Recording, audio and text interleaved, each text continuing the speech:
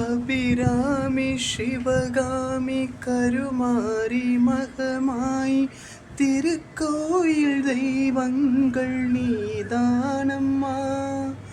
அன்னைக்கு அன்றாடம் அபிஷேகம் அலங்காரம் புரிகின்ற சிறு தொண்டன் நான் தானம்மா. பொருளோடு புகழ் வேண்டும் மகனல்ல தாயே, உன் அருள் வேண்டும் எனக்கென்றும் அது போதுமே. அடுத்திங்கு பிறப்பொன்று அமைந்தாலும் நானுந்தன் மகனாக பிறக்கின்ற வரம் வேண்டுமே.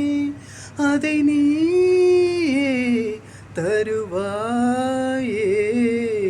அம்மா என்றழைக்காத உயிரில்லையே, அம்மாவை வணங்காத உயர்வில்லையே.